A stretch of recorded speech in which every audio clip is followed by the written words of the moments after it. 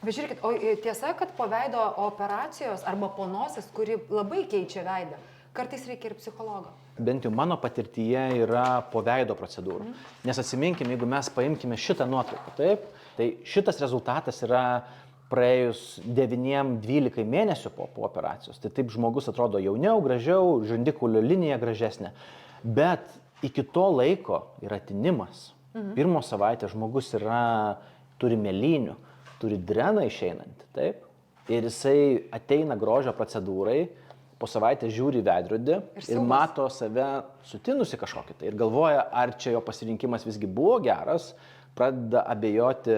Ir būtent pirma savaitė būna tokia kritinė, kai tu ateini ir labai džiaugiesi, kad čia viskas labai gerai ir viduj džiūgauja, kad puikiai ilga operacija praėjo puikiai ir mes turim labai gerą rezultatą, o jinai mato tik tai sutinusi baisų sumuštą veidą.